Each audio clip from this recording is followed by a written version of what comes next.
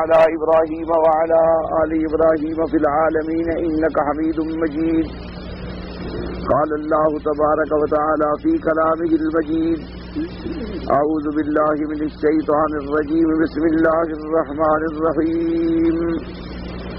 الف لام میم ذلك الكتاب لا ريب فيه هدى للمتقين الذين يؤمنون بالغيب ويقيمون الصلاة ومما رزقناهم ينفقون.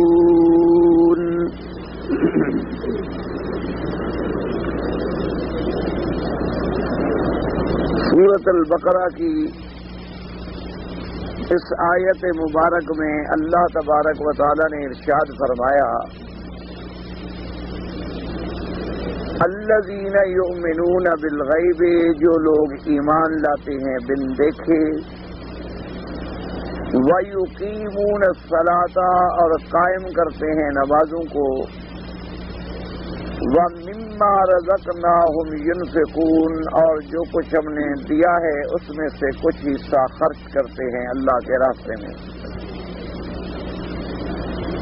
تو پہلی آیات میں الحمدللہ آپ نے اللہ کے قرآن کے بارے میں، قرآن کی عظمت کے بارے میں، کتاب کی عظمت کے بارے میں پڑھا کہ ذالک الکتاب لا ریب فیہ، کہ قرآن ایک ایسی جامع کامل مکمل کتاب ہے جس میں کوئی شک اور شبہ نہیں،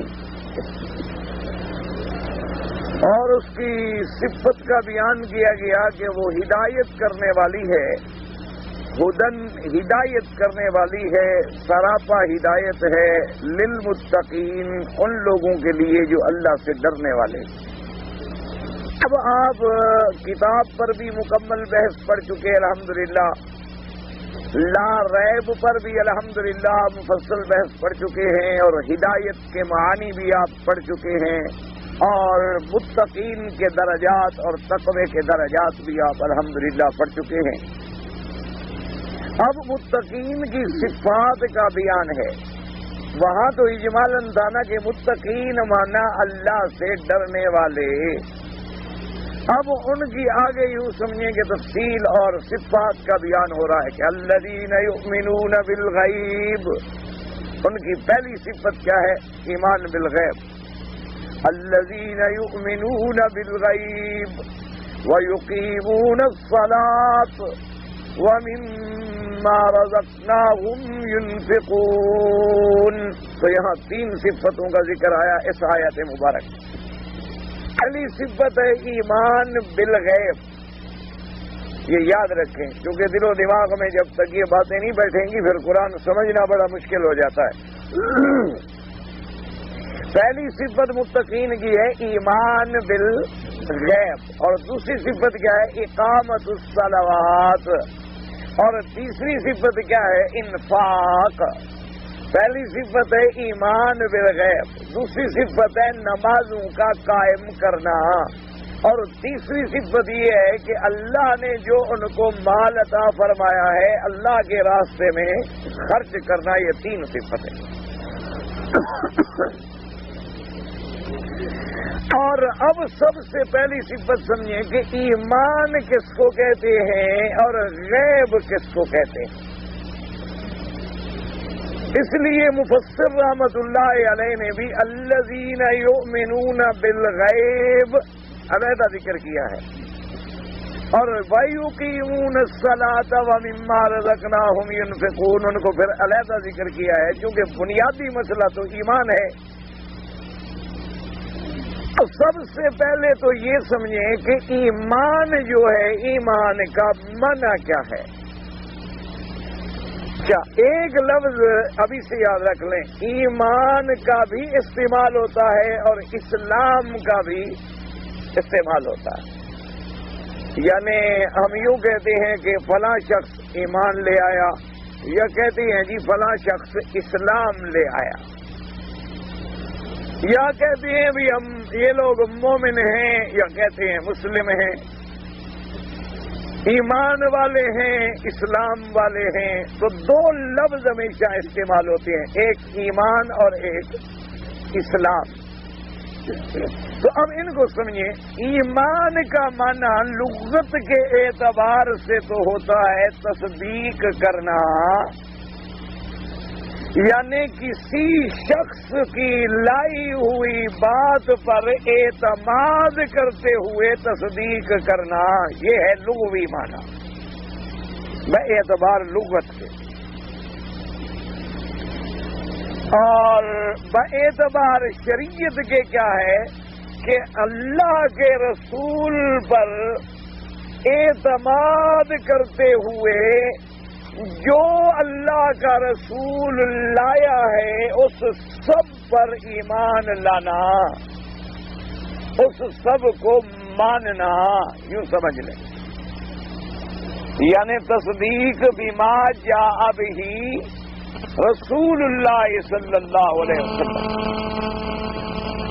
کہ اللہ کا رسول جو لائے ہیں ان پر اعتماد کرتے ہوئے، بھروسہ کرتے ہوئے، ہر وہ چیز جو میرا پاک نبی لایا ہے اس پر ایمان لانا، اس کو ماننا، اس کی تصدیق کرنا، یہ ہے بے اعتبار شرع کے لفظ ایمان کا معنی۔ ابھی سمجھیں، یعنی یہ پوری تعریف نہیں بلکہ صرف لفظ ایمان۔ لغت کے اعتبار سے بھی کیا ہے کہ کسی کے بھروسے پر، کسی پر اعتماد کرتے ہوئے اس کی بات کو ماننا، یہ ایمان ہے۔ سمجھو، میں اس لفظ پہ بار بار اسی لیے زور دے رہا ہوں کہ کسی پر بھروسہ کرتے ہوئے اس کی بات کو ماننا جو ہے یہ ایمان ہے۔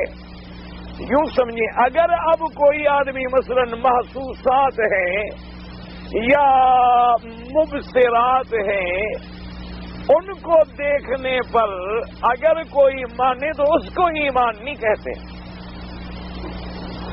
بات کو سمجھیں، نے کیا مانا کہ اب یہ اینک کا رنگ، میں کہتا ہوں جی یہ فریم کا رنگ جو ہے سیاہ ہے، اور شیشہ جو اس میں لگا ہوا ہے وہ سفید ہے، اور یہ رومال جو ہے یہ سرخ ہے اور اس میں سفیدی بھی ہے، کعبۃ اللہ کا غلاف مبارک جو ہے سیاہ ہے اور اس پر سنہری تاروں سے لکھا ہوا بھی ہے۔ اب یہ میں کہتا ہوں، آپ یہ میری بات مان لیں کہ ہاں جی اینک کا رنگ سیاہ ہے، شیشے کا رنگ سفید ہے، کعبہ شریف کا غلاف سیاہ، یہ ایمان نہیں ہے۔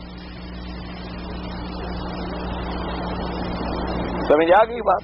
سمجھیں، یہ ایمان ہے، کیوں؟ یہ تو محسوسات ہیں، آپ بھی دیکھ رہے ہیں، میں بھی دیکھ رہا ہوں، تو یہ کون سا ایمان ہوا؟ یہ تو آپ بھی دیکھ رہے ہیں کہ اس چیز کعبۃ اللہ کے غلاف کا رنگ مبارک جو ہے سیاہ ہے، میں نے کہا سیاہ ہے، آپ نے بھی کہا جی ٹھیک ہے سیاہ ہے، تو یہ ایمان نہیں ہے۔ ایمان یہ ہوتا ہے کہ ہم کسی کے اعتماد پر، کسی کے بھروسے پر جو وہ کہے اس کو مان لیں، تب ایمان ہے۔ ہمارے محسوسات میں وہ چیز نہ ہو، یعنی ہم اس کو اپنے آنکھوں سے دیکھ کے ماننے، کوئی بات نہ ہوئی، کانوں سے سنا یا ناک سے سونگھنے کے بعد ہم نے فیصلہ کیا کہ یہ عنبر ہے، یہ مسک ہے، یہ گلاب ہے، یا ہم نے چھونے کے بعد فیصلہ کیا کہ یہ گرم ہے یا ٹھنڈا ہے، یا ہم نے چکھنے کے بعد فیصلہ کیا کہ یہ میٹھا ہے یا کھٹا ہے، یہ کوئی ایمان نہیں۔ یہ تو محسوسات ہیں کہ جو چیزیں ہمارے محسوسات، مبصرات اور حواس خمس سے ہم دیکھ رہے ہیں اور جان رہے ہیں، ان کو اگر ہم نے مان لیا اس کو ایمان نہیں کہتے۔ ایمان کا معنی یہ ہے کہ جو میرے اللہ پاک اللہ کا رسول میرے مدنی محمد مصطفیٰ صلی اللہ علیہ وآلہ آلہ وسلم لائے ہیں، ان پر ہم اللہ کے نبی پر اعتماد کرتے ہوئے ایمان لائیں۔ اللہ کے نبی نے فرمایا کہ خدا پر ایمان لاؤ. ہم نے خدا کو مان لیا, ہم نے خدا دیکھا نہیں اور نہ ہم دیکھ سکتے ہیں. اچھا, اسی طرح یہاں یوں سمجھ لو کہ یہاں تو بالکل اجمال ہے, یؤمنون بالغیب پر اجمال ہے, اور آگے جو ہے وہ تفصیل ہے. آمن الرسول جہاں ہم پڑھیں گے تو یہ قاعدہ ہوتا ہے کہ قرآن اپنی تفسیر خود کرتا ہے. یفسر بعضہ بعضا, یعنی ایک جگہ اجمال ہوگا, دوسری جگہ تفصیل ہوگی. کہیں اگر ابہام ہوگا اس کو دوسری جگہ وہ کھول دے گا اللہ کا قرآن. وہاں اللہ نے پھر اس کی تفصیل آمن الرسول بما انزل الیہ من ربہ والمؤمنون, وہاں ایمان کی تفصیل آ رہی. کل آمن باللہ وملائکتہ وکتبہ ورسلہ لا نفرق بین احد من رسلہ. وہاں تفصیل آ گئی کہ اللہ کے نبی بھی اور مومن بھی ایمان لائے کس پر؟ آمن باللہ, اللہ پر ایمان لائے, حالانکہ اللہ کو ہم نے نہیں دیکھا. وملائکتہ, اللہ کے فرشتوں پر ایمان لانا, فرشتوں کو ہم نے نہیں دیکھا. وکتبہ ورسلہ, اللہ کی اتاری ہوئی کتابوں پر ایمان لانا, اللہ کے بھیجے ہوئے رسولوں پر ایمان لانا. لیکن یہاں سمجھ لو, کوئی کہے جی کتاب تو ہم دیکھ رہے ہیں, قرآن تو موجود ہے. اللہ کے رسول جب آئے یا نبی جب آئے تو اس وقت جو لوگ موجود تھے انہوں نے تو حضور کو دیکھا تھا, وہ تو دیکھ رہے تھے, لیکن ذات رسول کو دیکھ رہے تھے. سمجھو مسئلہ, ذات رسول کو دیکھ رہے تھے لیکن وصف رسالت جو ہے اس کو تو نہیں دیکھ رہے تھے. نہیں سمجھ یہی بات, سمجھے بات, ذات رسول کو تو صحابہ نے دیکھا کہ یہ محمد رسول اللہ ہے, لیکن جب اللہ نے انہیں رسالت عطا فرمائی, اللہ نے ان پر وحی بھیجی, اللہ نے ان پہ جبریل بھیجا, وہ تو صحابہ نے نہیں دیکھا. وہ تو میرے مدنی پاک غار ہرا میں اکیلے بیٹھے تھے اور کوئی تھا ہی نہیں. تو وہ جو وصف رسالت ہے یا کیفیات رسالت ہے یا کیفیت نزول الوحی ہے, اس کو تو صحابہ نے بھی نہیں دیکھا. جب میرے مدنی پہ قرآن کی پہلی 5 آیتیں اتری ہیں, اقرا بسم ربک الذی خلق خلق الانسان من علق اقرا وربک الاکرم الذی علم بالقلم علم الانسان ما لم یعلم. تو اب جب جبریل اترے ہیں تو ایک نبی ہے, ایک جبریل ہے, ایک رسول ملکی ہے اور ایک رسول بشری ہے. ادھر سید البشر ہے, ادھر سید الملائکہ ہے. آنے والا ملائکہ کا سردار ہے اور جس پہ آیا وہ پوری کائنات کا سردار ہے, لیکن اس وقت تو کوئی نہیں دیکھنے والا.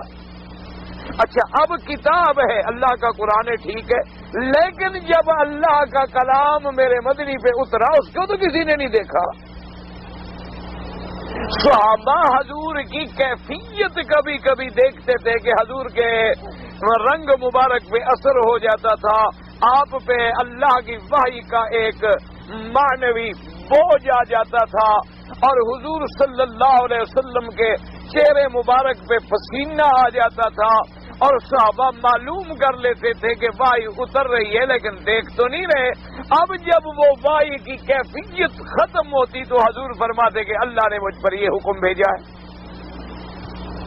تو اس لیے وہاں آیا کل آمن باللہ, اللہ پر ایمان لانا, لیکن ہم نے اللہ کو نہیں دیکھا.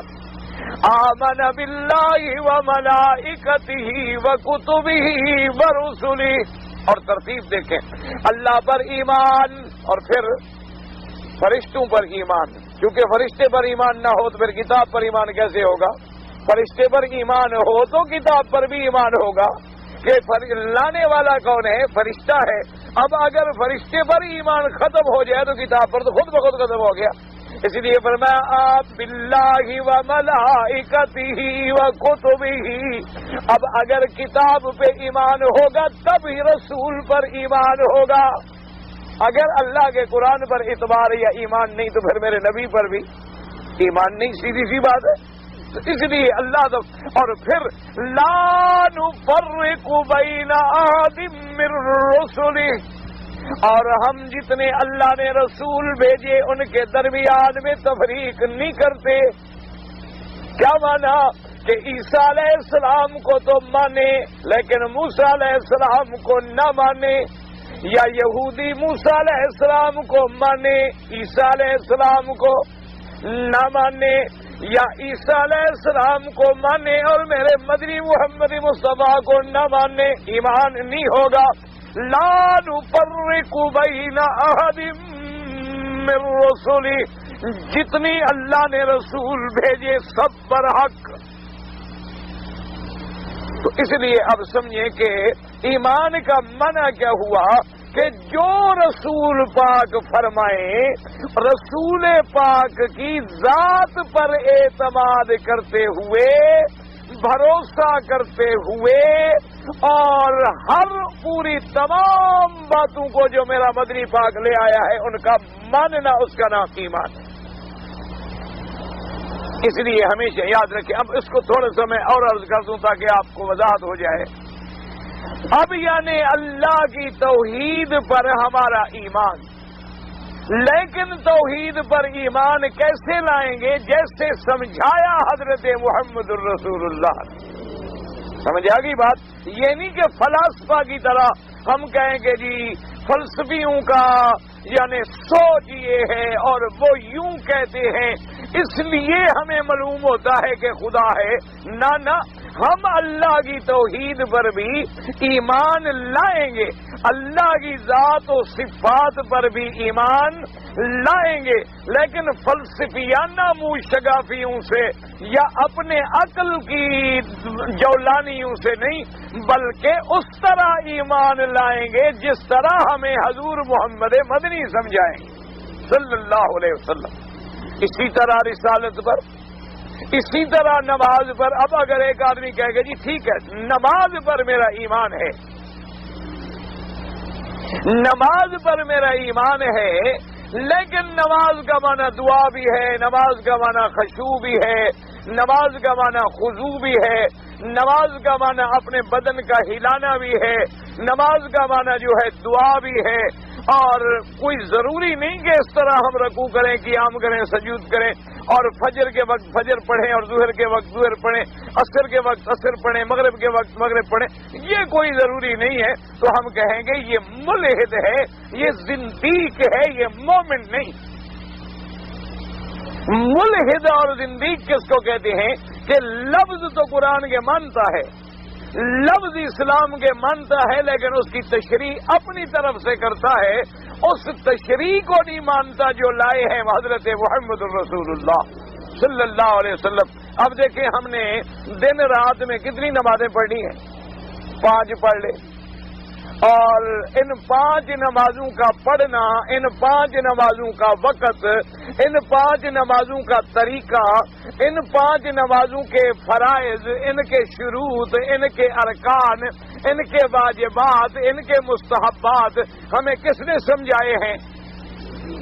ہاں جی، حضور صلی اللہ علیہ وسلم نے۔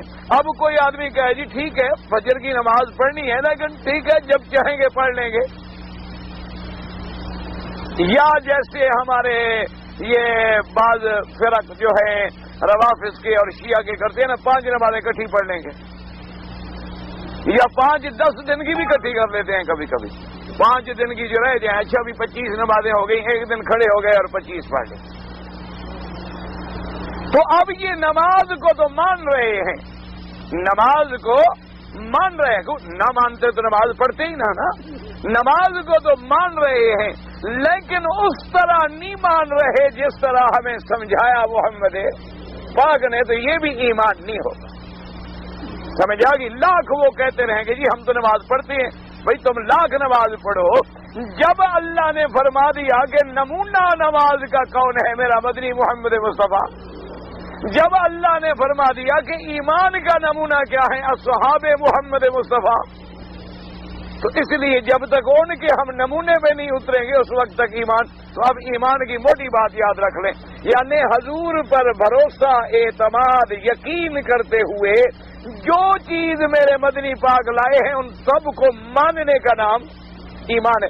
اچھا 10 باتیں مانے اور ایک نہ مانے تب بھی ایمان نہیں ہوگا. اسی لیے اللہ نے خود فرمایا افتؤمنون ببعض الکتاب وتکفرون ببعض. اللہ نے فرمایا کیا یہودیوں کی طرح تم کو اللہ کی کتاب کی کچھ باتیں تو مانتے ہو اور کچھ باتوں کا انکار کرتے ہو؟ اللہ نے فرمایا جو ایسا کرتے ہیں ان کے لیے خزی فی الحیات الدنیا و فی الآخرہ، دنیا میں بھی رسوائی ہے، آخرت میں بھی رسوائی ہے اور جہنم کا عذاب ہے.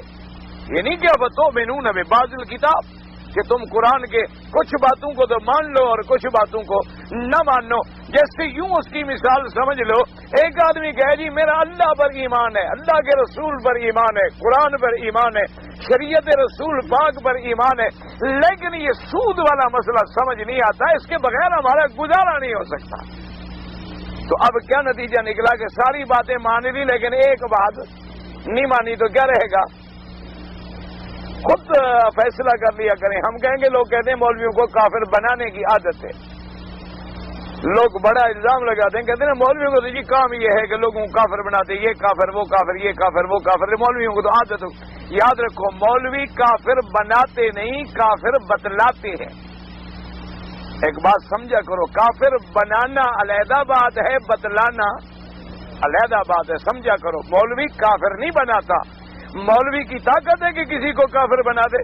سوال پیدا نہ کسی کو مسلمان بنا سکتا ہے نہ کافر بنا سکتا ہے.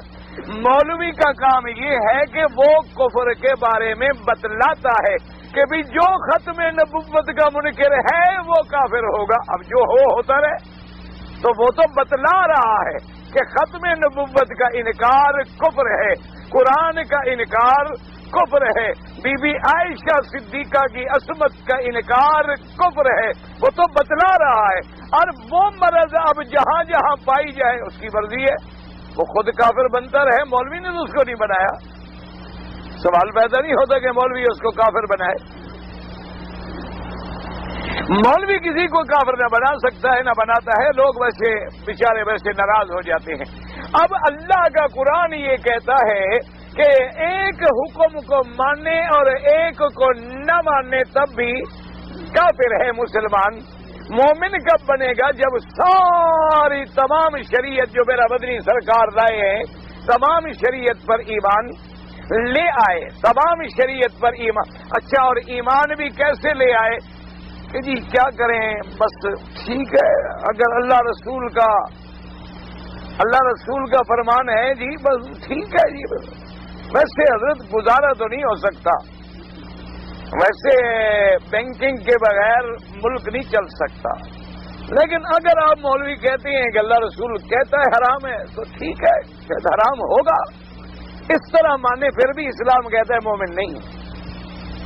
حالانکہ وہ مان تو رہا ہے لیکن جبر سے، اکراہ سے، زبردستی اور ڈر سے اور پریشر سے کہ لوگ مجھے کافر نہ کہنا شروع کر دیں، لہذا میں کہہ دوں کہ جی ٹھیک ہے سود ہے تو حرام لیکن گزارا نہیں ہو سکتا. اللہ نے فرمایا نہ مومن تب بنو گے فلا وربک لا یؤمنون حتی یحکموک فیما شجر بینہم ثم لا يجدوا في انفسهم حرجا مما قضيت. اللہ نے فرمایا میرا مدنی ہرگز نہیں، مجھے تیرے رب کی قسم ہے ہرگز وہ مومن نہیں ہو سکتے جب تک تیرے حکم کو نہ مانے، اور ماننے بھی ایسا کہ پھر دل میں تنگی بھی نہ ہو، پھر دل میں انقباض بھی نہ ہو، دل میں تنگی بھی نہ ہو، پھر کرکری بھی نہ ہو. بس تیرا حکم ہے کہ آمنا و صدقنا، اسی میں بلائی ہے، اسی میں خیر ہے، اسی میں بہتری ہے. یہ کتنا بڑا جہل ہے، یہ کتنا بڑا دھوکہ ہے. یعنی ایمان سے کہیں کہ میرے پاک نبی نے جب اسلام کا اعلان فرمایا اپنی زندگی میں مدینہ منورہ سے، اور اس کے بعد پھر میرے پاک نبی کا دور گزرا سیدنا ابی بکر کا دور گزرا، سیدنا عمر کا دور گزرا، سیدنا عثمان کا دور گزرا، سیدنا علی کا دور گزرا، حضرت حسن کا دور گزرا، سیدنا معاویہ رضی اللہ تعالی عنہم کا دور گزرا، حضرت حسین کا دور گزرا۔ ایمان سے کہیں کیا اس دور میں کسی جگہ، کسی ملک میں، کسی اس کونے میں جہاں اسلام تھا انہوں نے کوئی سود کا کاروبار کیا؟ تو اس وقت اسلام نے ترقی کی ہے، اسلام نے تنزلی کی؟ انہوں نے تو 22 لاکھ مربع میل پہ اسلام کے جھنڈے گاڑ دیے، وہ کیسے چلتے رہے ملک؟ اس دور میں آخر تجارت کیسے ہوتی رہی، نقل و حمل کیسے ہوتی رہی، امپورٹ ایکسپورٹ کیسے ہوتی رہی؟ اس وقت بھی تو دنیا میں یعنی مال آتے تھے، یمن آتے تھے، شام آتے تھے، تجارت کے معاملات تھے، اور پھر اسلام پھیلتا چلا گیا، روم پہنچا، کسرا پہنچا، کیسر کو اس نے رنگیت ڈالا، ادھر دریائے نیل سے نکلتا ہوا اسپانیہ تک پہنچا، ادھر چین تک صحابہ نے اسلام کے جھنڈے گاڑ دیے۔ تو اب اس دور میں اگر اسلام بغیر ان محرمات کے چل سکتا ہے تو وہ اب بھی چل سکتا ہے؟ یہ کیسے ہو سکتا ہے کہ اس وقت تو چل سکتا تھا اور اب نہیں چل سکتا؟ اور اللہ کا نبی جو وضو کرنا سکھلاتا ہے، ناک میں پانی دینا سکھلاتا ہے، جو ہمیں استنجا کرنا سکھلاتا ہے، جو ہمیں مسواک کرنا سکھلاتا ہے، ایک ایسی چیز سے ہمیں بغیر سکھلائے ہوئے چلے گئے جس پر پوری دنیا کا دار و مدار ہے۔ تو اس لیے ہمیشہ یاد رکھیں، ایمان کا معنی یہ ہے کہ بما جاء بہ الرسول، میرا مدنی جو چیز لائے ہیں، جو اللہ کا فرمان ہے سب کا ماننا، سب پر ماننا جو ہے وہ ضروری ہے، یہ نہیں ہوگا۔ اچھا اب اسی طرح یاد رکھو، اللہ نے قرآن میں ایک جگہ اور وضاحت بھی فرما دی کہ کوئی آدمی وَلَمْ يُفَرِّقُوا بَيْنَ أَحَدٍ مِّنْهُمْ، فرمایا ایمان ایسے لائیں یہ نہ کہیں کہ یہ تو اللہ کا حکم ہے ہم مانتے ہیں، اور یہ حکم اللہ کا نہیں بلکہ رسول اللہ کا ہے ہم یہ نہیں مانتے، فرمایا پھر بھی مومن نہیں، پھر بھی مومن نہیں۔ کہیں کہ جی ہاں یہ بات تو قرآن میں ہے، ہم مان لیتے ہیں، ٹھیک ہے آخر اللہ کا قرآن ہے، لیکن یہ مسئلہ جو ہے جی جیسے کوئی مرد یا عورت شادی شدہ زنا کرے اور اس کو رجم کر دیا جائے تو یہ قرآن میں نہیں ہے جی، یہ پتھر مار مار کے اس کو مار ڈالو، یہ مسئلہ قرآن میں نہیں۔ قرآن میں تو اتنا ہے کہ 100 کوڑے مارو، الزانیۃ والزانی فجلدوا کل واحد منہما مئۃ جلدہ، کہ زانی مرد ہے یا عورت ہے ان کو 100 کوڑے مارے جائیں۔ اور وہ کہتے ہیں جناب حدیث میں موجود ہے حضور کے زمانے میں جو کوڑے مارتے تھے نا تو وہ ایسے ہوتا تھا کہ کپڑا یوں کر لیا، بس یوں مار لیا، بس مار لیا آپ، یہ کوڑے ہوتے تھے، یہ تو نہیں ہوتے تھے کہ جو آج کل کوڑے مارتے ہیں۔ انہوں نے کہا جی یہ کوڑے چھوڑے تو مولویوں نے بنائے ہیں، یہ تو ہے نہیں، اس وقت تو کوڑے یہ ہوتے تھے کہ کوئی چھڑی لے لی کھجور کی اور مار لی، یا کسی نے اٹھ کے ہاتھوں سے مار لیا، کسی نے اس کے جوتے سے مار لیا، یہ تو کوڑا تھا نہیں۔ اور پھر صرف کوڑوں کا حکم تو چلو ہے، لیکن یہ کہ بھی بالکل پتھر مار مار کے دونوں کو مار ڈالو یہ تو قرآن میں ہے ہی نہیں۔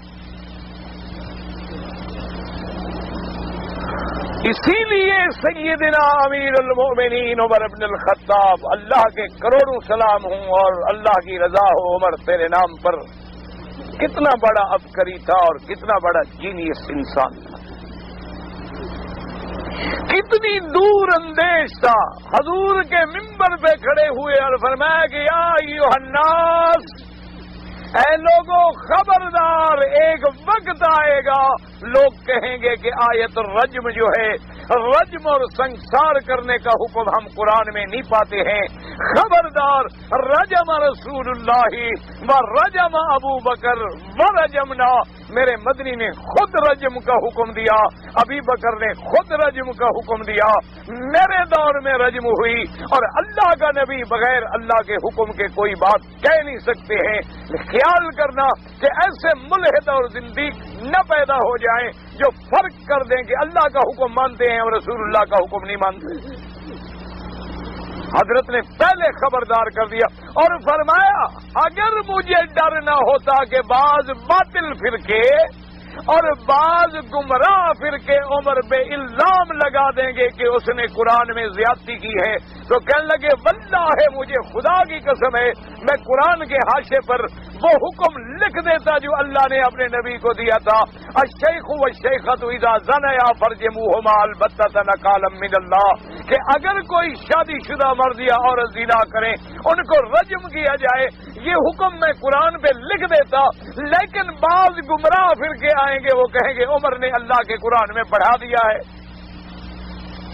اس لیے میں یہ لکھتا نہیں ہوں، لیکن خبردار یاد رکھنا کہ ما ينطق عن الهوى ان هو الا وحی یوحى، کہ میرا مدنی تو بولتا نہیں جب تک اللہ بلواتا نہیں، ما آتاکم الرسول فخذوه وما نهاکم عنه فانتهوا، جس کام کا اللہ حکم دے اس کو میرا رسول حکم دے پکڑ لو اور جس سے روکے رک جاؤ، تو جب حضور نے رجم کا حکم دیا ہے تو انکار کرنے کا کیا مطلب؟ نہ ایمان سے کہو اگر اللہ کا حکم نہ ہو اور آپ کسی بندے کو مار ڈالیں تو قتل کا گناہ ہوگا نہیں ہوگا؟ ہاں جی بھائی اللہ کا حکم نہیں لیکن آپ نے ایک آدمی کو مار دیا تو اس کے قتل کا گناہ ہوگا نہیں ہوگا؟ اگر اللہ نے میرے مدنی کو رجم کا حکم نہیں دیا تھا اور حضور نے رجم کرا دیا تو ان کے قتل کا مرتکب کون ہوگا؟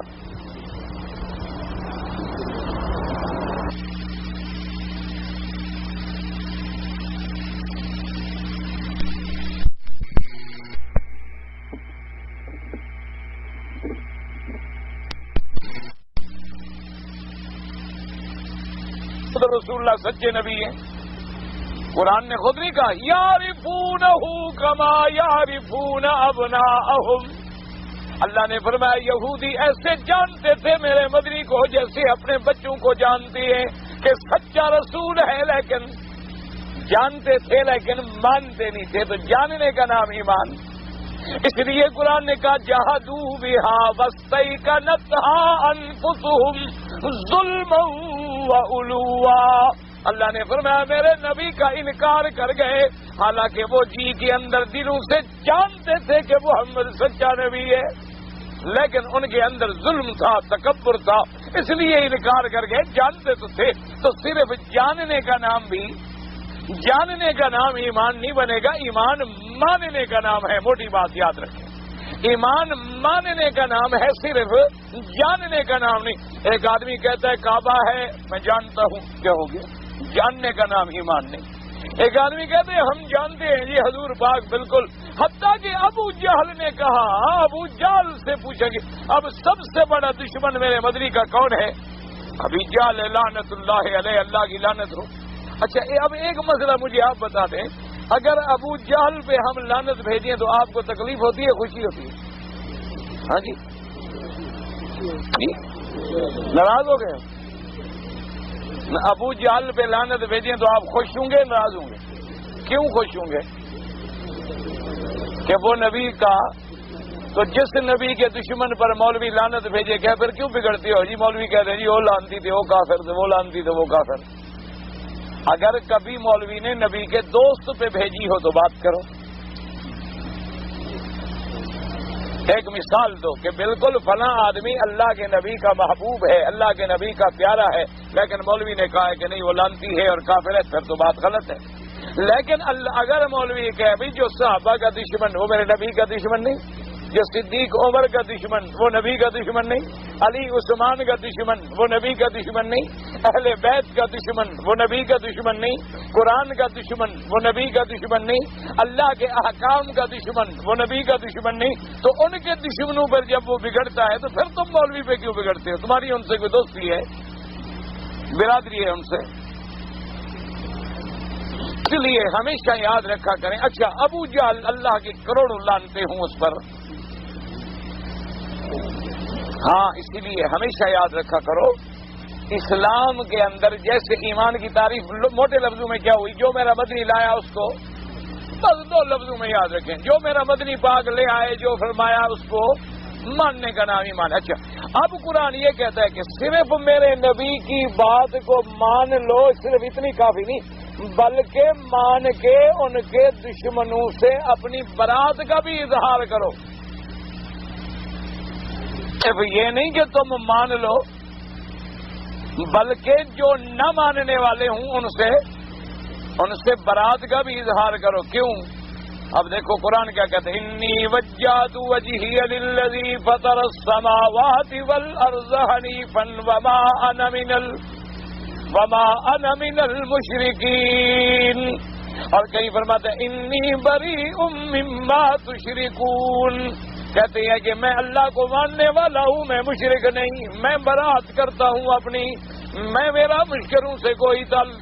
قل یا ایھا الکافرون لا اعبد ما تعبدون، اب ماننا نہیں، صرف ماننا جو ہے پر دشمنوں سے برات کا اظہار بھی کرنا ہے کہ ہم مانتے بھی ہیں اور جو نہیں مانتا ان سے ہمارا کیا تعلق ہے۔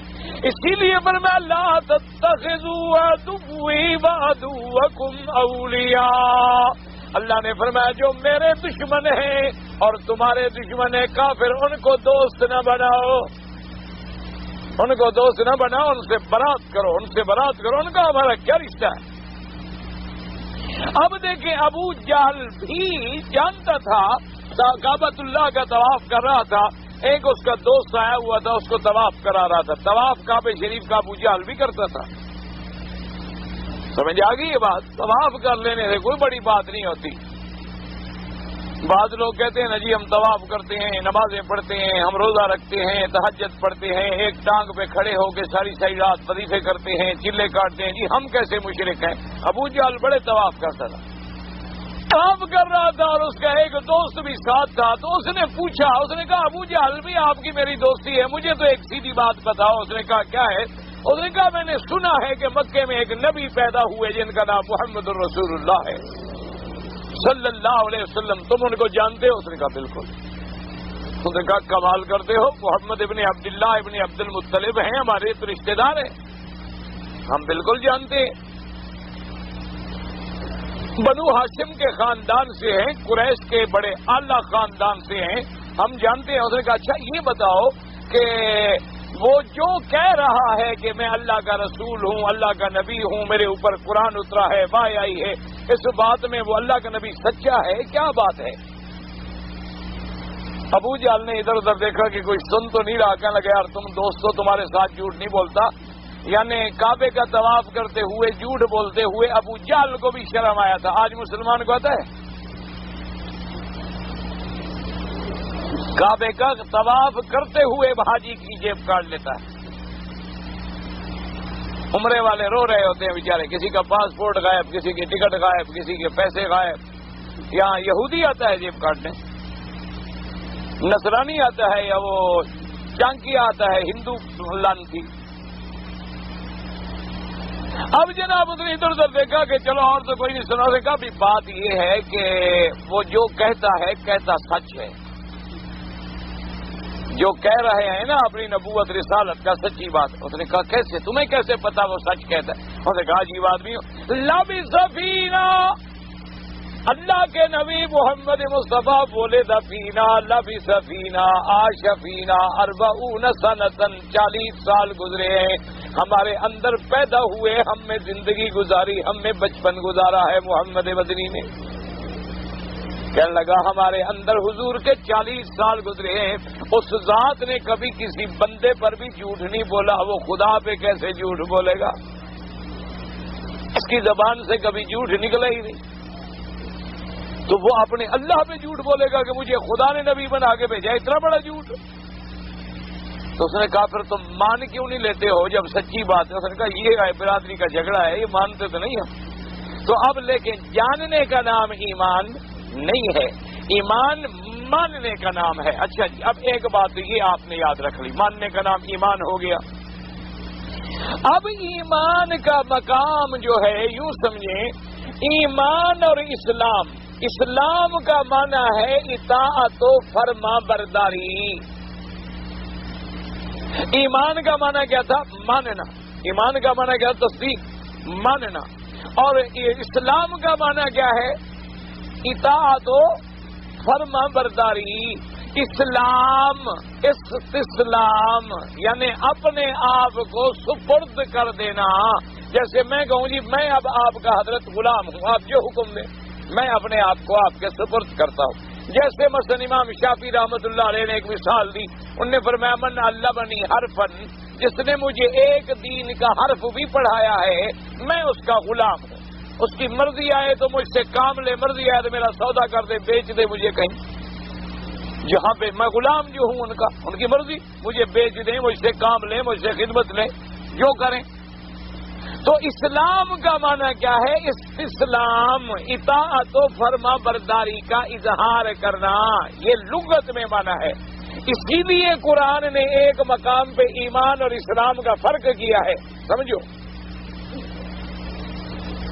کہ ایمان کا معنی تھا ماننا اور اسلام کا معنی ہے اطاعت و فرما برداری کا اظہار، کہ اطاعت و فرما برداری کا اقرار. اس لیے اس لغوی معنی کے اعتبار سے ایک جگہ قرآن نے فرق کیا. قالت الاعراب آمنا، بدو آئے حضور کی خدمت میں اور کہنے لگے جی ہم ایمان لے آئے. قالت الاعراب آمنا قل لم تؤمنوا ولكن قولوا اسلمنا. اللہ نے فرمایا میرا بدنی ان اعرابوں کو، ان بدو کو کہہ دو کہ یہ نہ کہو ہم ایمان لے آئے، یہ کہو ہم اسلام لے آئے. یعنی ہم اطاعت فرما برداری کا اظہار کر رہے ہیں، ابھی ایمان ان کے دل میں داخل نہیں ہوا. اسلام کا معنی کیا ہے؟ اطاعت و فرما برداری یا سپردگی. اور ایمان کا معنی کیا ہے؟ ماننا. اچھا یہ تو ہے لغوی فرق، یاد رکھنا. لغت میں بے اعتبار لغت کے، شریعت میں ایمان اسلام کے بغیر نہیں، اسلام ایمان کے بغیر نہیں.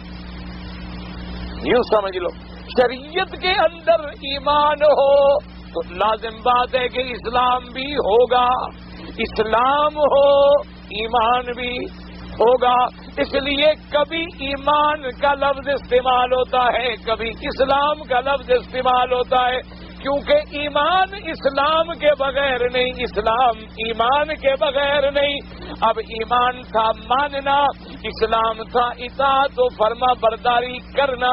تو جب مان کے فرما برداری نہ کرے، اطاعت نہ کرے تو ایمان صرف ماننے کا کیا فائدہ ہوا؟ اچھا ایک محدث نے بڑی اچھی بات کی ہے مثال سمجھانے کے لیے. انہوں نے فرمایا ایمان اور اسلام کی مسافت ایک ہے، سفر ایک ہے. سمجھو ایمان اور اسلام کی مسافت، سفر جو ہے منزل ایک ہے. فرق اتنا ہے ایمان دل سے شروع ہوتا ہے اور زبان پہ اعمال پہ آ کے ظاہر ہوتا ہے، اور اسلام ادھر سے شروع ہو کے اندر آ کے ختم ہوتا ہے. یعنی سفر تو دونوں کا ایک ہے نا، دل سے لے کر زبان تک. یوں سمجھ لو اب آج سفر یوں شروع کرو تب بھی وہی 100 سینٹی میٹر مثال کے طور پہ، اور زبان سے شروع کرو دل تک تو تب بھی مثال کے طور پہ 100 سینٹی میٹر. تو منزل تو دونوں کی ایک ہے، لیکن فرق ہے ایمان دل کا مسئلہ ہے، اسلام زبان کا. اب سمجھیں، اب زبان پہ ہو اور دل میں نہ ہو تو بھی ایمان. زبان پہ ہے لیکن دل میں نہیں ہے پھر بھی اسلام نہیں ہے. کیوں؟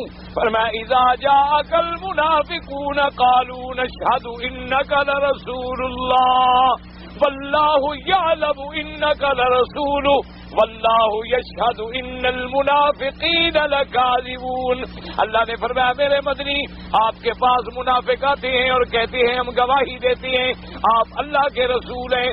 اللہ نے فرمایا اللہ جانتے ہیں کہ آپ اللہ کے رسول ہیں، لیکن میں گواہی دیتا ہوں یہ جھوٹے ہیں، زبان سے کہہ رہے ہیں اندر نہیں ہے. اس لیے فرمایا ان المنافقین فی الدرک الاسفل من النار. فرمایا منافقی جو ہے جہنم کے سب سے نیچے والے طبقے میں ہوں گے. کیوں؟ زبان سے اقرار کرتے ہیں لیکن اندر نہیں ہے، پھر بھی ایمان نہ بنا. اچھا اب ایک آدمی کے دل کے اندر تو ہے لیکن زبان سے اقرار نہیں، بھی ایمان نہ بنا. یعرفونہ کما یعرفون ابناہم. جہدوا بہا واستیقنتھا انفسہم ظلما وعلوا. یہودی جانتے تھے کہ محمد الرسول اللہ سچے نبی ہے، دل میں ہے لیکن زبان پہ اقرار نہیں ہے. اسی لیے اب آپ زیادہ جھگڑوں میں نہ پڑے. محدثین کی جو تعریف ہے، سلف صالحین کی جو تعریف ہے، وہی تعریف جامع ہے. لیکن ایک بات سمجھ لو، ایک ہے کہ زبان پہ اقرار نہیں، مثلا ایک گنگا ہے کر ہی نہیں سکتا، وہ تو معذور ہے نا. سمجھ رہے ہو کہ نہیں؟ اس کی تو زبان پر اقرار نہیں ہے، لہذا گنگا نعوذ باللہ مسلمان ہی نہ ہو نا. اس لیے اب ایمان کی جامع تعریف کیا بنے گی؟ تصدیق بالقلب وَإِقْرَارٌ بِاللِّسَانِ وَعَمَلٌ بِالْأَرْكَانِ. کہ دل میں بھی تصدیق ہو اور زبان سے بھی اقرار ہو اور پھر سارا بدن اس اقرار کی گواہی بھی دے. سمجھ آ گیا؟ آپ ایمان کی موٹی بات یاد رکھ لو کہ ایمان کی تعریف کیا ہے؟ تصدیق. اچھا، باقی جو علماء کے اندر اختلاف ہے نا، کبھی کوئی جز مانتے ہیں یا نہیں مانتے، وہ علمی مسئلے ہیں. حالانکہ بات سب کی ایک ہے، کہیں سوری نزاع ہے، حقیقی نزاع ہے ہی نہیں، کہیں صرف سوری نزاع ہے. اصل نزاع تو ہے فرق باطلہ سے ہے، جو معتزلہ ہیں، کرامیہ ہیں، قدریہ ہیں، جبریہ ہیں اور فرق ضالہ خوارج ہیں، روافض ہیں، جو راستے سے بھٹک گئے ہیں. تو حالانکہ سب کے نزدیک ایمان کی جامع تعریف کیا ہوئی کہ تصدیق بالقلب. محل جو ہے تصدیق کا وہ کیا ہے؟ جیسے نیت کا مقام کیا ہے؟ دل ہے. اسی طرح تصدیق کا مقام جو ہے وہ دل ہے. اور اصل ایمان کی جڑ کیا ہے؟ بنیاد کیا ہے؟ وہ تصدیق ہے جو دل میں ہے. اور اقرار باللسان، اور زبان سے اقرار ہے شہادت اللہ الہ الا اللہ وان محمد رسول اللہ. اچھا، اب تصدیق بھی ہے، اقرار باللسان بھی ہے، وعمل بالارکان، اور ہاتھ اور پاؤں اور سارا بدن جو ہے اس کی گواہی بھی دے کہ یہ ایمان ہے. کیا مانا؟ آپ دیکھیں نا جی، آپ کو بخار ہے تو ڈاکٹر کہے گا جی بخار ایسے نہیں ہو سکتا، کوئی انفیکشن ہے اندر. وہ کہے گا جی اس کا گلا چیک کرو، گلا دیکھو جی، گلا تو ٹھیک ہے. اچھا دیکھو ذرا ناک چیک کرو، اور کہا ناک بھی ٹھیک ہے. اور جی آپ کا پیٹ تو خراب نہیں، ذرا پیٹ چیک کرو. اور نے کہا ہاں جی ذرا پیٹ سے میرے گڑبڑ ہے. اور کہا دیکھا نا پھر آنتوں میں انفیکشن ہے، اس اندر انفیکشن نہ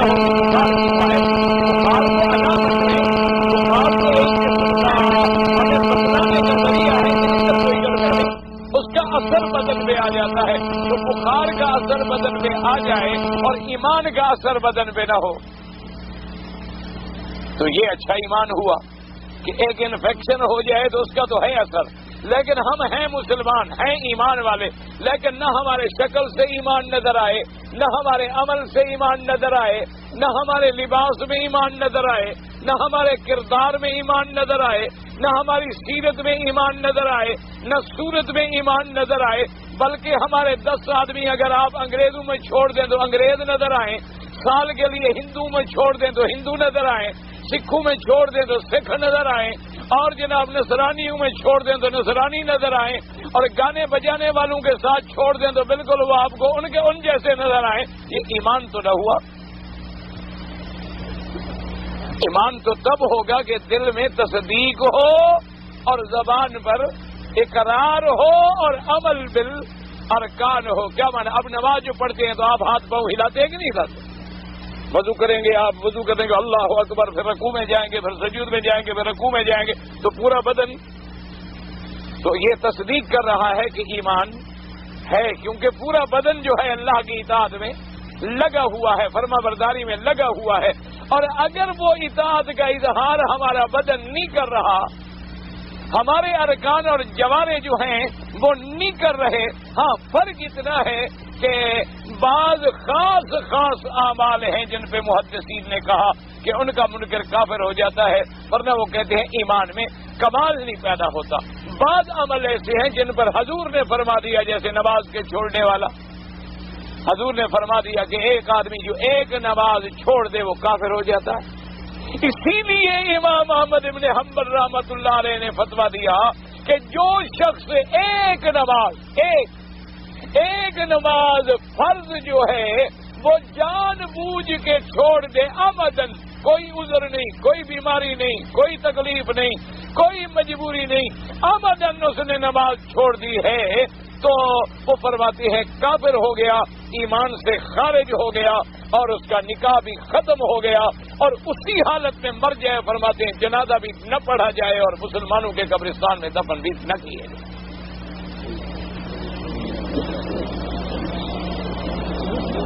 کیوں؟ اب یہ قرآن کو دیکھو، قرآن کیا کہہ رہا ہے تمہیں؟ ابھی قرآن پڑھو، ابھی جو تمہارا سبق ہے اسی کو الذین یؤمنون، پہلا پارا ہے نا، پہلی سطر شروع کر رہے ہو، الذین یؤمنون بالغیب، آگے کیا ہے؟ وَيُقِيمُونَ الصَّلَاةَ، ایمان بالغیب کے بعد دوسری صفت کیا ذکر آئی؟ تو جب تمہارے ہاں وہ صفت ہی نظر نہ آئے، نماز نظر ہی نہ آئے، تو ایمان بالغیب کے فوراً بعد اللہ تبارک و تعالی نے نماز کا ذکر کر دیا نا، کیونکہ یہ پہلی صورت میں ہمیں ایمان سمجھایا جا رہا تھا، تو ایمان کے فوراً بعد نماز کا فوراً بعد۔ اور میرے بدری نے بھی فرما دیا الصلاۃ عماد الدین، نماز دین کا ستون ہے، من اقامہا فقد اقام الدین، جس نے نماز کو قائم رکھا اس نے دین کو قائم رکھا، ومن ہدمہا فقد ہدم الدین، اور جس نے اس کو گرایا اس نے دین محمد مصطفیٰ کو ختم کر دیا۔ اور حضور نے فرمایا کہ فرق بین الایمان والکفر کیا ہے؟ صلاۃ، فرمایا صلۃ بین العبد و بین الرب، بندے اور رب کے درمیان میں جو صلہ ہے، جو رسی ہے، جو کڑی ہے، وہ کیا ہے؟ نماز نہیں تو صلہ ٹوٹ گیا، جب کڑی ٹوٹ گئی تو اللہ سے تعلق ختم ہو گیا۔ تو اس لیے اب سمجھیں تو ایمان کی تعریف کیا ہوئی؟ ماننا اور دل میں تصدیق کا ہونا، زبان پر اقرار کا ہونا اور ارکان پر اس کا اثر ہونا۔ صرف یہ نہیں کہ صرف دعویٰ کرتے رہیں، دعا کریں اللہ ہمیں تصدیق بالقلب و اقرار باللسان و عمل بالارکان، جیسے محدثین نے فرمایا، سلف صالحین نے فرمایا، اللہ ہمیں اسی طرح کا ایمان نصیب فرمائے۔ جی اگر میں نے ایک مجلس میں بیٹھے ہوئے قرآن شریف پڑھ رہا تھا کہ ایک آیت سجدہ آ گئی تو میں نے سجدہ کیا، اگر پھر آگے چلا تو اور سجدے کی آیت آ گئی تو پھر وہی ایک سجدہ کافی ہوگا یا دوسرا؟ تو پھر دوسرا سجدہ آیا ہے یا وہی ایک ہے؟ اور جب سجدہ دوسرا آ گیا تو پھر تمہیں دوسرا سجدہ کرنا پڑے گا، تو کامن سینس کی بات ہے۔ جب اسٹیشن 2 آ گئے تو اس کو ایک کیسے کہہ رہے ہو؟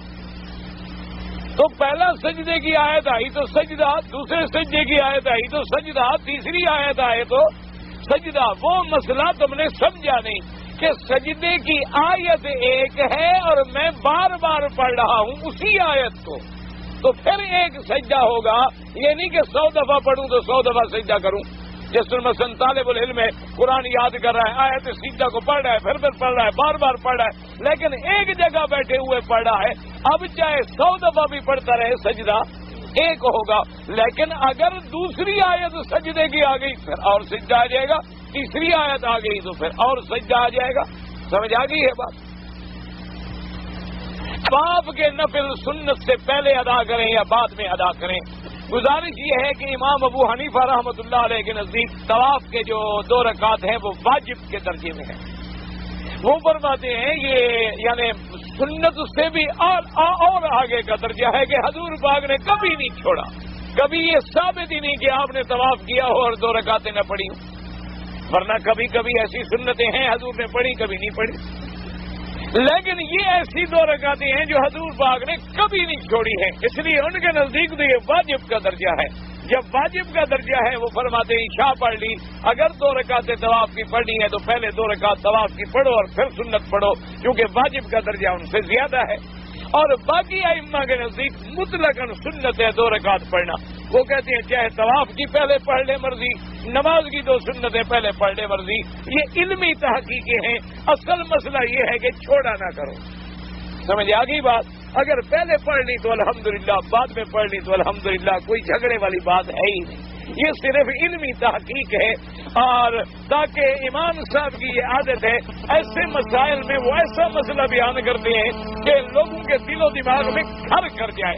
کیوں اب اتنی شدت ہو، کبھی تم نے سنتوں سے بھی پہلے پڑھنا ہے، تم چھوڑو گے کبھی بلا؟ سوال ہی پیدا نہیں ہوتا، کبھی چھوڑ ہی نہیں سکتے، کیونکہ تاکید ہو گئی نا، پکی ہو گئی نا بات۔ اور اگر ہم تھوڑی رعایت کرتے کہ بھی ہے تو عام پڑھ لو تو ٹھیک ہے، اور نہ پڑھو تو حرج نہیں، پھر آدمی کہ یار آج تھکے ہوئے آج نہیں پڑھتے، تو ذرا وہاں چھوڑنے کی آسانی پیدا ہو جائے گی۔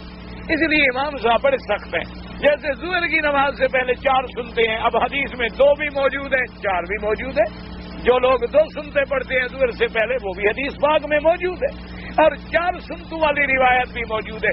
لیکن امام صاحب کہتے ہیں 4 ہیں اور ہیں بھی مؤکدہ، یعنی بالکل مؤکد تاکید والی سنتیں ہیں، اور پڑھنی بھی 4 ہیں۔ اچھا، اب جن کو 4 پڑھنے کی دماغ میں عادت بن جائے گی تو دونوں حدیثوں پہ عمل ہو گیا، 4 والی پر بھی اور 2 والی پر بھی۔ اگر صرف ہم 2 پڑھیں گے تو 4 والی حدیث تو رہ گئی نا۔ اس لیے امام صاحب کے مسئلے آپ جب دیکھیں گے نا تو ایسے سائنٹیفک اور ایسے جامع ہوتے ہیں کہ تمام احادیث رسول اللہ پہ عمل ہو جاتا ہے۔ اللہ تبارک و تعالیٰ کروڑوں رحمتیں فرمائے۔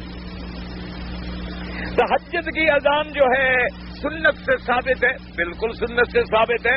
حضور نے اپنے زمانے میں حکم دیا تھا کہ 2 آدمی اذان دیں گے، ایک حضرت بلال اور ایک حضرت عبداللہ ابن ام مکتوم۔ آپ نے فرمایا کہ جب بلال اذان دے تو تم کھایا پیا کرو، ڈرے نہ کرو رمضان میں، وہ تہجد کی اذان ہے، اس سے روزہ نہیں بند ہوتا۔ ہاں، جب عبداللہ ابن ام مکتوم اذان دے تو پھر خیال رکھنا، پھر بند کر دینا، پھر خبردار وہ فجر کی اذان ہوگی۔ تو ثابت ہوا کہ پہلے بلال کی اذان جو تھی وہ تہجد کی اذان تھی، عبداللہ ابن مکتوم کی اذان جو تھی وہ فجر کی اذان تھی۔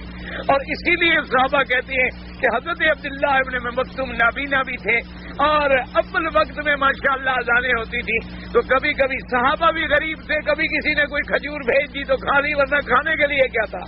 تو کہتی ہیں کبھی لیٹ ہوتی تو ہم کہتے ہیں تھوڑی سی تو دیر کر لو، ہمیں 2 لقمے تو کھانے دو۔ تو اس لیے بہرحال یہ 2 اذانیں جو ہیں حضور کے وقت سے موجود ہیں۔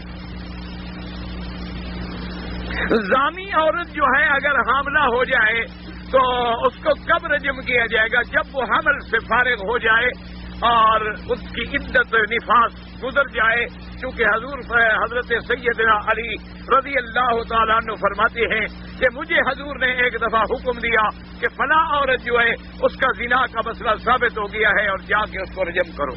فرماتے ہیں کہ میں جب وہاں گیا تو مجھے پتہ چلا کہ بچہ پیدا ہو چکا ہے اور وہ عورت نفاس کی حالت میں ہے۔ میں نے رجم کرنا مناسب نہ سمجھا کہ عورت پہلے نفاس کی عالم میں ہے اور اس کو اگر رجم کیا جائے تو ہم نفاس کے بعد میں نے آ کے عرض کیا حضور سے، آپ نے فرمایا سنتا، تم نے اچھا کیا، تم نے اچھا کیا۔ تو عورت جب فارغ ہو جائے گی اور پھر بچے کو بھی کسی کے سپرد کیا جائے گا، اور فقہاء نے لکھا اگر بچے کو سنبھالنے والا کوئی نہیں تو پھر بچے کو بھی کچھ دنوں کے لیے اسے مہلت دے دیں گے تاکہ جب بچہ تھوڑا بہت کسی اور کا کھانا کھانے کے قابل بھی ہو جائے۔ یہ اس دور میں چونکہ احکام تھے جب ایمان تھا۔ اب تم 1 دن کی چھٹی دو تو پھر واپس بھی آئے گا کوئی؟ سارے مدعی نہیں آتے تو ملزم کہاں واپس آئے گا؟ مدعی کو پیسے دے دو، شام کو مدعی ختم، گواہ کو پیسے دے دو، گواہ ختم، اور جو افسر تفتیش کر رہا اس کو پیسے دے دو تو دونوں ختم، مدعی بھی ختم، گواہ بھی ختم۔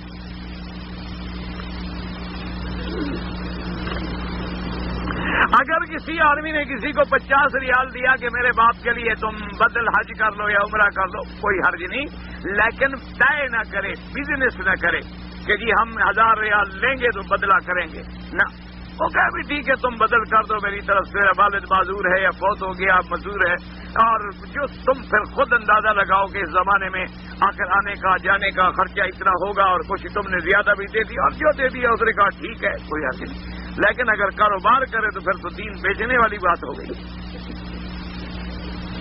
اور ایسے لوگ حج بدل والے جو ہے نا، اکثر یاد رکھا کرو، کرتے شرتے کوئی نہیں، سب کاروباری ہوتے ہیں۔ دیکھو نا جی، حج میں دیکھو بعض لوگ ہیں نا ماشاءاللہ سارا سال حرم میں گزارتے ہیں، وہ یہ بدل ڈھونڈتے رہتے ہیں۔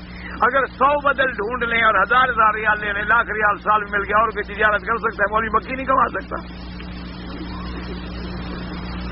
سچی بات. ایک آدمی آ گیا جی میں آپ سے حج بدل کرانا چاہتا ہوں. میں نے کہا کیوں جی؟ وجہ میں پاگل ہو گیا ہوں. کہتے نہیں آپ مہربانی کریں. تو مہربانی کیا؟ میں جو اپنی باپ دادے کی جائیداد چھوڑ کے یہاں پڑا ہوں تمہارے باپ کے حج کے لیے پڑا ہوں. کو خدا کا خوف کرو اللہ کے بندے. الحمدللہ اللہ نے مجھے بہت کچھ نوازا ہے اپنے باپ دادوں سے. میں نے ان کو چھوڑ دیا ہے تو اللہ کے کعبے کے لیے چھوڑ دیا ہے, تمہارے 1000 ریال کے لیے چھوڑ دیا ہے. بہرحال ان لوگوں سے کرایا کرو جو خالص صحیح معنوں میں کرنے والے ہوں, جن پر تمہیں یقین ہو. ورنہ اکثر لوگ جو ہیں وہ کاروباری ہوتے ہیں, پیسے لے لیتے ہیں, جی آپ حج بدل جمع کرا دیں جمع کرا دیں جمع کرا دیں جمع کرا. عرفات کے دن دعا کر لیتے اللہ میاں جن نے پیسے دیے تھے سب کو ثواب دینا. حج شج نہیں ہوتا. یہ سارے پیسوں کا مسئلہ ایک ہی سمجھ لو. اچھا جی زیادہ پیتے ہیں, نماز میں بال اٹھانے کی بجائے داڑھی کو چترا صاحب کا اٹھاتے ہیں. چند لوگ عمرہ کرتے ہیں, احرام کی حالت میں سگریٹ پیتے ہیں. عمرہ تو ہو جائے گا, سگریٹ پینے کا گناہ علیحدہ ہے. سگریٹ پیسے حرام ہے, احرام میں ڈبل حرام ہے. لیکن بہرحال یہ نہیں کہ عمرہ بھی نہیں ہوگا, عمرہ تو ہو جائے گا, عمرہ تو ہو جائے گا.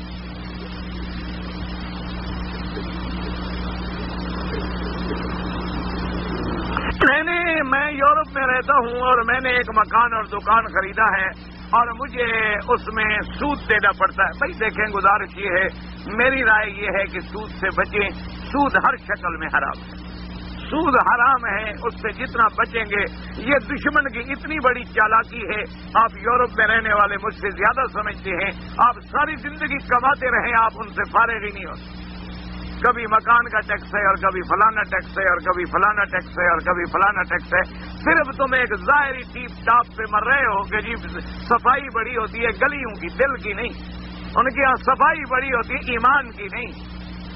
ان کے یہاں جناب معاملات بڑے ٹھیک ہوتے ہیں. ہاں جی بڑے رحم دل ہیں جی. حضرت کہتے ہیں جی مرغی کو بھی کرنٹ سے مارتے ہیں کہ ذبح کرتے ہوئے تڑپتا نہیں دیکھ سکتے. ہیروشیما پر جنہوں نے 80 لاکھ کو تڑپا دیا وہ مرغی کو تڑپتا نہیں دیکھ سکتے. بھائی مان کیا بات ہوئی؟ ایٹم بم کے موجد کون ہیں, ہائیڈروجن بم کے موجد کون ہیں, اور آج دہائی دینے والے کون ہیں؟ یہی تو کفر ہے کہ کہتا کچھ ہے اور اندر کچھ ہے.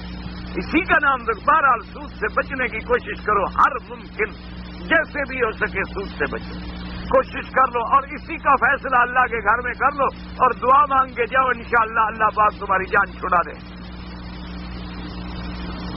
میری کچھ داڑھی سفید ہے, اگر میں اس پہ خضاب کرنا چاہوں 100% سیاہ رنگ یعنی بالکل جو خالص سیاہ ہے وہ لگانا ناجائز ہے. اگر مہندی میں بسمہ ملا لیں یا مہندی میں کچھ سیاہ بھی ڈال دیں تو اس سے جو رنگ پیدا ہوگا وہ جائز ہے. تمہارا کام بھی بن جائے گا, نوجوان بھی نظر آؤ گے اور گناہ سے بھی بچ جاؤ گے. میں بینک میں پیسے جمع کیا ہوں, وہاں نفع نقصان والا کھاتا. بالکل جھوٹ بولتے ہیں, نفع نقصان کا کھاتا نہیں ہے. ایسے ہے جیسے کوئی آدمی وسکی کی بوتل پہ لکھ دے شراب المسلمین, تو اندر وسکی